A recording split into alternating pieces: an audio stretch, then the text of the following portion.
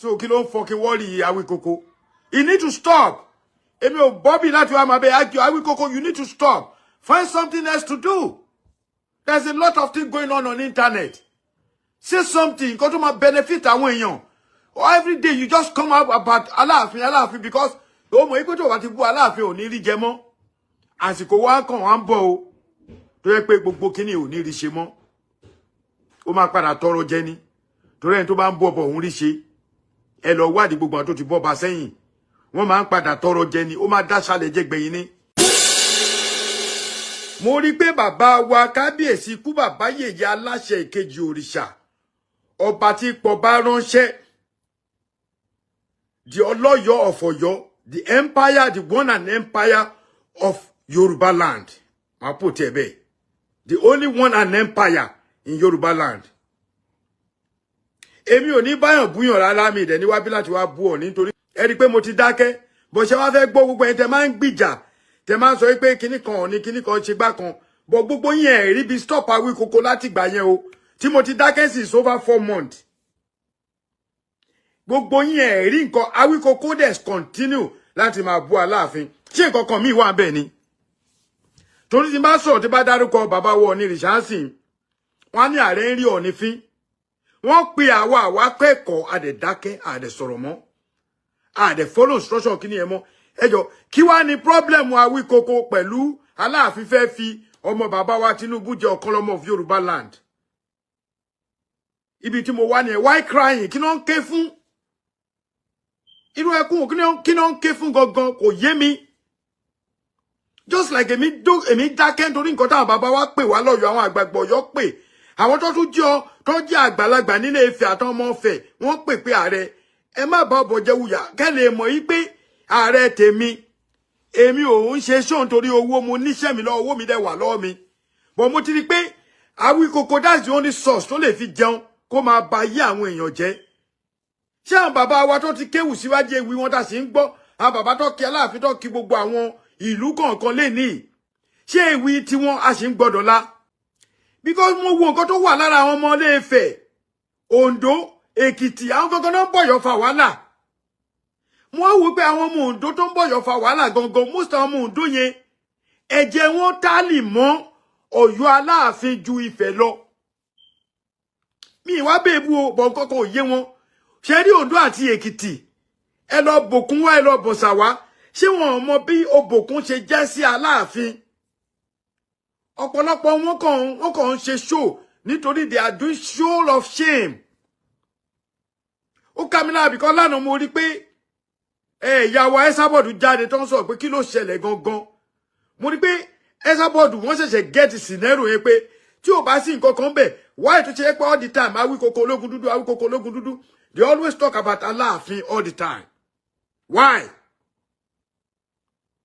Aláàfin ò bá anybody sọ kò bá yín rojọ́. Tí bàbá yìí bá lọ bìkan kódà wọ́n ti ní àwọn entourage tó fi ń ṣọ́ Aláàfin káàkiri any single mistake báyìí Awikoko fẹ́ gbé. And now you ask us to keep quiet. It's over 4 months tẹ́mi ti keep quiet. December láti wáyé náà láti inú oṣù kẹjọ ẹ lọ wo last show mi. Mo kàn máa ṣe 30-minute show máa ṣe máa dẹ̀ post ẹ̀. Máa post ẹ̀. Ọdún mélòó ló kù tẹ́mi náà máa fi pé 60. Awikoko náà ń ṣe bébí ó ṣe pé 50 years ni. Ṣé a fool as 40 kò tún yàtọ̀ sí a fool as 50 and this guy continue doing the same thing. Kí la Aláàfin ṣe fún ìdí táwọn èèyàn fi ń sọ yí pé ó dàbí pé bàbá wa ò ní mọ̀ pa ènìyàn. Awikoko ò fi tí ẹ ṣe wì ébú ló fi ń bú. Àjànàkú ò fi tí ẹ ṣe wì ébú ló fi ń bú. Kí ló wà nù pé Aláàfin fẹ́ fìyàn joyè. And gbogbo alámọ̀ pé Aláàfin is the rightful owner láti fìyàn joyè Yorùbá. Eléyìí ò ní ìdí ìjà brother mi Kọ́lá Raymond. Ìjà kọ́ leléyìí ẹ jẹ́ ká sọ àwọn ìtàn táwọn ọmọ tá a bí tí wọ́n máa bá. Ẹ bá jẹ́ ká ba ìtàn jẹ́ because tá bá ti bàtàn jẹ́ nǹkan táwọn ọmọ yẹn bá gbọ́ náà máa tẹ̀lé. I don't know the problem tí àwọn bloggers tó ń ṣiṣẹ́ fún Ifẹ̀. I mean mo problem tó ní. Whereas I ti find out gbogbo wa náà kọ́kọ́ náà ni ẹ̀jẹ̀ méjèèjì jọ rìn. But èmi sì ń sọ fún yín èmi ò ń ṣe ọmọ Ilé Ifẹ̀. Màá dẹ̀ sì máa tẹnu mọ́.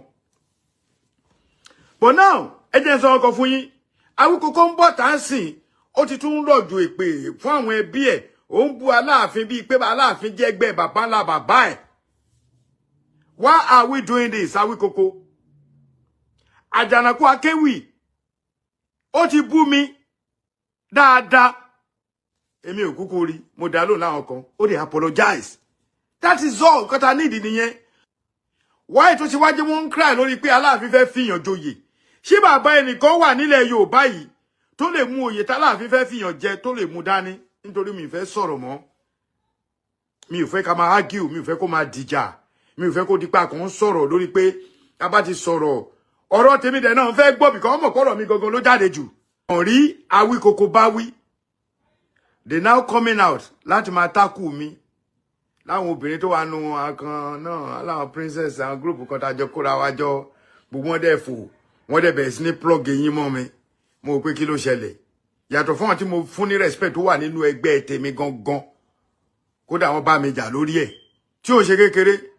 Mo dẹ̀ wí pé nígbà bàbá wa Sunday Igboho ti declare títí ẹ̀. Èmi náà wí pé èmi náà ò bá yín ṣe Yorùbá nation mọ́ o. Èmi náà ṣe ń jáde kúrò nínú gbogbo group tán wà. Ó ti yé. But Yorùbá nation ẹ̀ mò ń ṣe partially mi fi gbogbo ara jáde. But wọn ò rí Awíkoko bá wí. Èmi náà ń bá wí.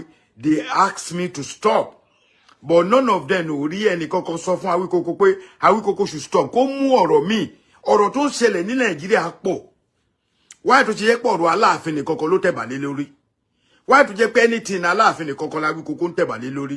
Why tó jẹ́ pé anything Aláàfin ni ológun dúdú? Tí ó bá sí pé nǹkan bàjẹ́. Tó wá rí pé wọ́n rí pé nítorí pé wọ́n rí pé ọmọdé lẹni tó jẹ. Ìyálàyà wọn, èwo nú wọn ló lè sọ gbogbo nǹkan tó ń sọ sí nígbà tí bàbá Adéyẹmí wà bẹ́ẹ̀ kó má ti lọ ẹ̀wọ̀n. Awíkoko bó ṣe ń bú Aláàfin tó ó fi style bú wọn ni.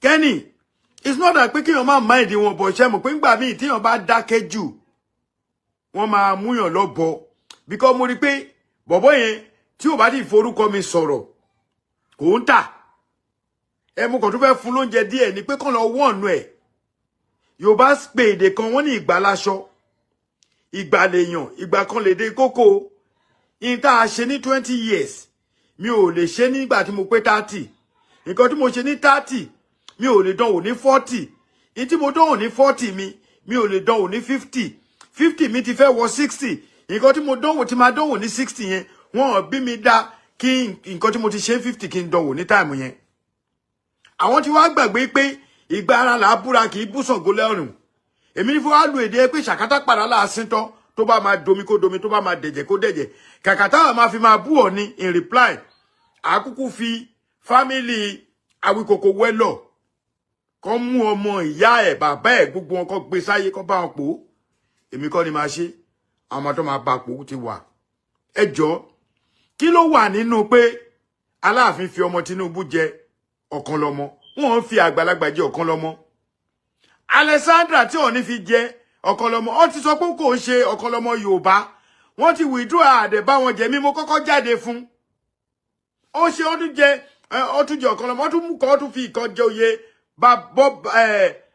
Báṣọ̀run Àgbàkin Yorùbá tí a dẹ̀ ní Àgbàkin Yorùbá tá a dẹ̀ ní Báṣọ̀run Àgbàkin Yorùbá àwọn èèyàn dẹ̀ máa sọ̀rọ̀ mí mọ́ bóde àwọn èèyàn ò ṣe pé wọ́n dẹ̀ ń bìlífù yí pé Ọ̀yọ́ ló ń wájà bàbá wo ní dẹ̀ ń ṣe àwọn nǹkan tó ń fa ìjà bọ̀ àwọn èèyàn ò rí bóyá tó dáwọn tó fẹ́ràn bàbá yìí wọn ò rí pé bàbá yìí ń ṣe mistake a dẹ̀ kó yẹ ká dẹ̀ correct ara wa ká má máa bára wa jà bọ̀ kọ̀kọ̀ bẹ́ẹ̀ bàbá wo ní rìsáàsì ń gbé nǹkan kan tó máa fàjà wálẹ̀ Yorùbá èmi ti wá rí kíní ẹ̀ tí ń dàbí a green snake under the green grass because if not kí ló wà nù pé kí bàbá kò ṣe báyìí hello Awíkoko Aláàfin tó ń bú yẹn ó ti tó wá nǹkan míì sọ but bàbá refuse to call him bàbá wọn ní rìṣà wọ́n refuse láti pe Awíkoko kó pè sí right sense ẹ̀ débi pé bàbá wọn ní rìṣà wọ́n tún kí Awíkoko ní ọjọ́ birthday wọ́n tún ṣe happy birthday fún ibẹ̀ lọ́pọ̀lọpọ̀ ọmọ Yorùbá àtàwọn ọmọ Ọ̀yọ́ ló ṣe fura pé definitely bàbá yìí mọ̀ ń pa nǹkan tó ń ṣe yìí why bàbá wọn onírìṣà why this ẹ pé Awíkoko tí ò bá gbọ́n tó gbọ́n orí ọ̀pẹ at 50 tó náà máa bí ṣe wéyàn lè ti bí ọmọ tó ń bímọ at 50 kò wá lè pè wọ́n ṣe pé ọmọ mi àti ìyá ọ̀nà wọlé yìí tí wọ́n ń ṣọmọdé mọ́ tabade sọ̀rọ̀ tí bá ní eléyìí ò ju àbílẹ̀ kẹta mi lọ àwọn wèrè obìnrin kan tákù mi jẹ́ pé èmi àdèmà nígbà tí wọ́n tó àbílẹ̀ kẹta mi ọmọ gbígbẹ yẹn náà bó ṣe bọ́ta tó bú mi nìyẹn ó ní mo ṣe fi lọ́rùn lẹ̀ because mo rí pé kò sínú ẹni tó yẹ kí máa bá tàkù ọ̀rọ̀ ẹjọ́ tó yọ lọ ẹ̀yin èèyàn tẹ́ bá ti rí kíní ẹ bá mi share tí bá tún lọ́rọ̀ míì tí mo fẹ́ sọ lórí ẹ̀ bọ̀ nǹkan tí mo yẹ ẹ bá mi share bàbá wọ onírìṣà ẹ pé Awíkókó ẹ pè é sí láìsẹ̀nsì ẹ̀ onírìṣà òrìrì kílẹ̀ mi tìtì ojúrábẹ sá ọkùnrin ogun ẹ bá wa pé Awíkókó kó stop láti máa fi Aláàfin pa àmọ́ yóò gbádùn o ẹ lérò tó wọn o ẹ ti rí pé gbogbo ọmọ kéékèèké tó wà lọ́yọ̀ yẹn sìn ẹ rí fọ́múlà tó ṣe ń fi Ọọ̀ni pa èmi ti dákẹ́ àwọ̀ sọ̀rọ̀ bọ́ ẹ̀ lè control ọmọ bìkan ọmọ náà ti rí pé that's a channel fáwọn náà láti lówó àwọn náà máa sọ̀rọ̀ anyway wọ́n rí pé Awíkókó ń lówó ń bẹ̀ Aláàfin ló ń bú òkè ẹ jẹ́ káwọn náà máa bú Ọọ̀ni káwọn náà máa pọ̀ ní orúkọ tí bàbá ò sọ ká máa pe Ọọ̀ni ní orúkọ tí ìyá ò sọ táwọn náà bá continue láti máa ṣe àwa náà rówó ń bẹ̀ àjọ máa continue ọjọ́ máa fúnra wọn ni irú àwa yóò ní dá sí mọ́ ẹ sọ fún bàbá wa Ọọ̀nìrìṣà ọba kì í bọ̀yàn lọ́wọ́ all the time àwọn kan wà tí ọba gbọ́dọ̀ bọ̀ lọ́wọ́ àwọn kan wà tó deserve kó bá bọ̀ lọ́wọ́ àwọn kan wà tó jẹ́ pé ìrùkẹ̀rẹ̀ yìí ló máa kàn fi kí wọn not everybody it's not that pé bóyá kọ́ ọba òun bọ̀yàn ọwọ́ bọ̀ kì í ṣe pé kòkò lọ́ba tí kò máa bọ́ gbogbo èèyàn tó wà lórí seat we don't do that in Yoruba land